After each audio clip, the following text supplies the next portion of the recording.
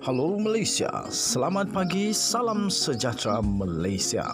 Malaysia kita punya, cintai Malaysiaku, kita jaga kita. Sebelum kita mulakan berita hangat pada hari ini, untuk anda yang baru pertama kali, silalah untuk sudi tekan butang subscribe, like dan share. Sila juga tinggalkan komen anda kerana setiap komen anda amatlah dihargai. Berita hangat hari ini daripada channel ini, Denyut nadi suara rakyat bergema terus-menerus di dalam channel ini. Setiap hari kita membawakan berita-berita terbaru yang pastinya dinantikan oleh seluruh rakyat Malaysia. Kita akan mulakan berita kita. 1, 2, 3. Berita mula sekarang. Salam sejahtera Malaysia. Berita terkini dipetik daripada malaysiakini.com. Dr. Mahathir berkata Najib buat orang Melayu hilang rasa malu mencuri. 22 Ogos 2022 pukul 8.17 pagi diterbitkan di Malaysia Kini. Berita penuh.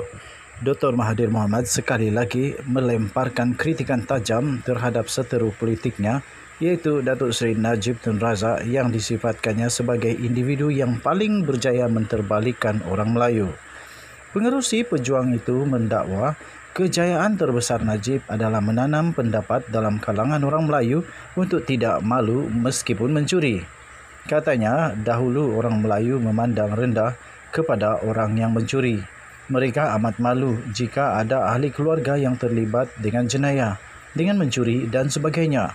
Tetapi sekarang orang Melayu tidak lagi berasa malu. Apa nak malu? Najib menanam pendapat bahawa apa nak malu jika ia mencuri. Kata Mahathir lagi, dia bos. Bos boleh mencuri. Kalau bos tak malu kerana mencuri, orang Melayu pun tak perlu malu bila mencuri. Kata bekas Perdana Menteri itu dalam hantarannya di Facebook semalam. Akibatnya, kata ahli parlimen daripada Langkawi itu, ramai orang ketiga ini tak tahu malu. Ada yang sampai cium tangan. Kenapa cium tangan? Boleh dapat duit, boleh dapat jawatan. Apa nak malu? Kalau tangan berbau najis, tak apa. Ada duit dalam najis. Terbongkok-bongkoklah nak cium tangan. Apa nak malu? Kalau tangan bersalut tahi tetapi ada duit, okeylah. Tak payah malu, sindirnya. Tambah ahli parlimen Langkawi itu lagi, dunia telah mentertawakan Malaysia dengan kelakuan yang memalukan. Katanya, inilah kejayaan Najib yang terbesar. Orang Melayu tak perlu malu. Terima duit yang dicuri tak malu. Minta duit free tak malu. Tak bayar hutang tak malu. Pilih pencuri perasuah banduan sebagai Perdana Menteri, okey, tak malu. Dunia ketawa negara Malaysia kerana tak malu dengan kelakuan yang memalu. Tak malu, katanya lagi. Najib yang juga adalah merupakan pengerusi Lembaga Penasihat Barisan Nasional kini dalam proses menyelesaikan rayuan terakhirnya di Mahkamah Persekutuan berhubung sabitan dan hukuman penjara 12 tahun dalam kes SRC International Sdn Bhd. Semalam, bekas Perdana Menteri itu sekali lagi telah melafazkan sumpah menafikan penglibatannya dalam penyelewengan dana SRC. Sekian berita, salam sejahtera Malaysia. Malaysia kita punya, cintai Malaysiaku, kita jaga kita. Jangan lupa tekan butang subscribe, like dan share.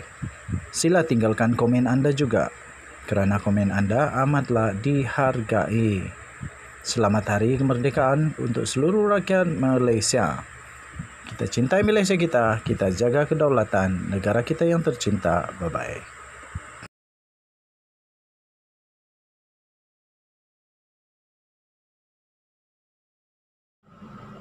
Salam sejahtera Malaysia, selamat malam tuan-tuan dan perempuan yang dihormati sekalian. Ini berita amat penting, kamu jangan skip kerana ada maklumat yang amat-amat penting. Saya direct to the point supaya kamu tak bosan menunggu apa yang saya mau cakap ini. Okey, tuan-tuan dan puan-puan yang dihormati sekalian.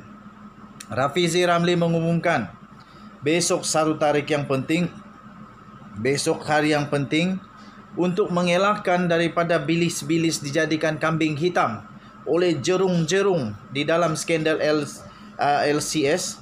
Akhirnya Rafizi bersedia untuk mendedahkan nama-nama ahli politik yang terlibat dalam skandal LCS esok. Tuan-tuan dan puan-puan yang dihormati sekalian, Timbalan Presiden Parti Keadilan Rakyat Rafizi Ramli bakal mendedahkan nama ahli politik yang terlibat dalam penyelewengan wang projek kapal tempur pesisir LCS pada Isnin besok, tuan-tuan dan puan-puan. Menurutnya, pendedahan itu boleh dibuat ekoran telah pun mempunyai bukti individu berkenaan terlibat dalam skandal tersebut.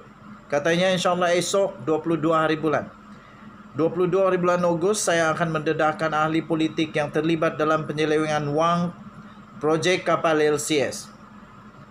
Tuan-tuan dan puan-puan, kata Rafizi, dia boleh dinamakan kerana bukti telah ada.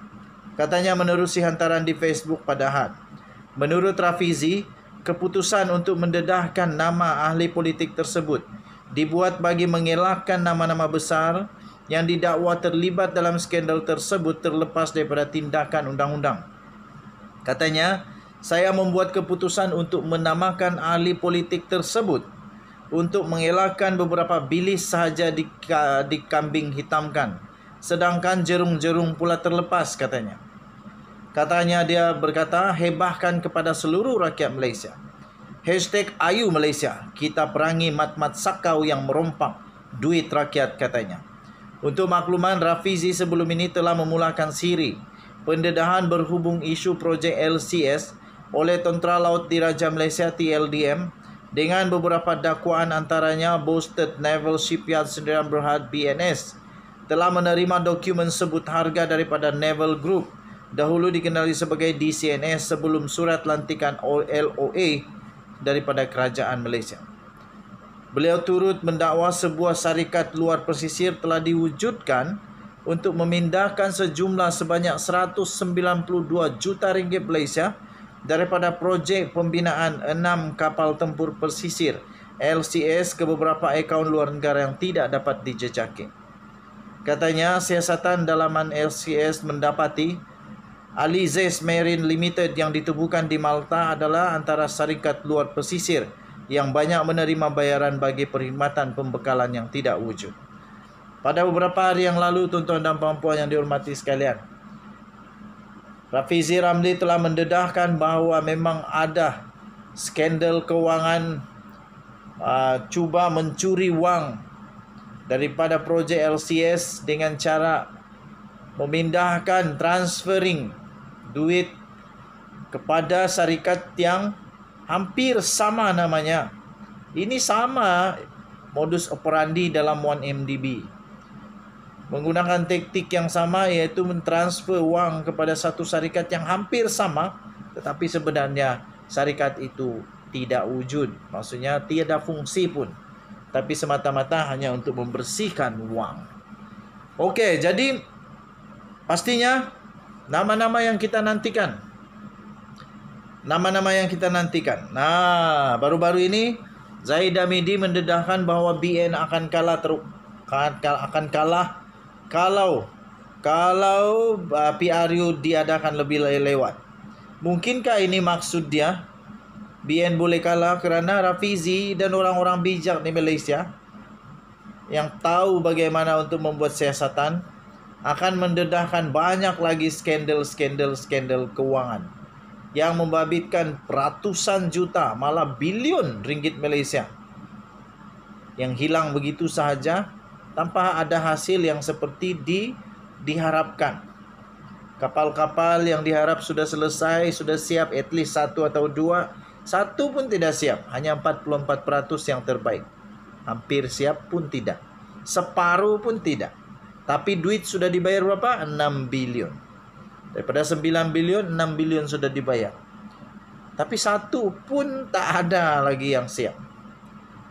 Yang disebut-sebut di dalam kes skandal keuangan ini ada beberapa nama yang selalu disebut. Tapi belum tentu lagi nama mereka ini adalah nama yang akan disebut oleh Rafizi besok. Tapi nama-nama mereka sudah pun dikaitkan dengan perkara ini. Yang pertama adalah Zahid Hamidi, kedua Najib Razak, ketiga Hishamuddin Tun Hussein. Jadi seorang bekas Laksamana Panglima, orang besar dalam TLDM sudah pun didakwa pecah amanah jenayah. Jadi dia sudah out daripada senarai lah. Apa yang Rafizi mau buat sekarang ini, tuan-tuan dan perempuan, dia mau senaraikan nama-nama ahli politik. Adakah kita akan melihat nama ahli politik yang mengejutkan? Mungkinkah bekas Perdana Menteri dulu pun terlibat? Mungkinkah ada lagi ahli politik yang telah menerima? Adakah kali ini muncul lagi satu ledger seperti ledger dalam UKSB? Adakah ledger baru lagi? Kalau dulu ledger UKSB, Mahathir pun ada nama, walaupun bukan dia yang terima, tapi dinafikan. Anifah Aman dinafikan. Siapa lagi? Mahyadin Mayasin dinafikan. Siapa lagi? Khairi Jamaluddin dinafikan. Syafi Abdal dinafikan. Semua menafikan. Adakah kali ini akan ada ledger 2.0? Ataupun yang lebih penting lagi, tuan-tuan dan perempuan, adakah ini akan menjadi 1MDB 2.0 yang menjadi penyebab kalahnya Barisan Nasional UMNO dalam pilihan raya ke-14 yang lalu?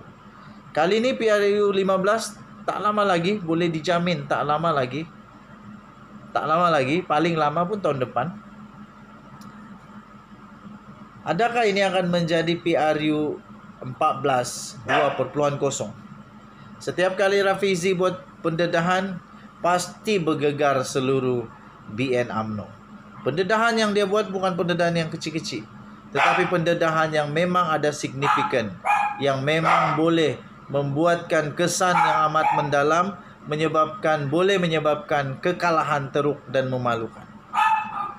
Tuan-tuan dan puan yang dihormati sekalian, kita tunggu besok siapakah senarai nama yang Rafizi sebut sebagai jerung-jerung. Denyut nadi suara rakyat bergema di channel ini. Jangan lupa tekan butang subscribe, like dan share. Malaysia kita punya, cintai Malaysiaku, kita jaga kita. Bye-bye.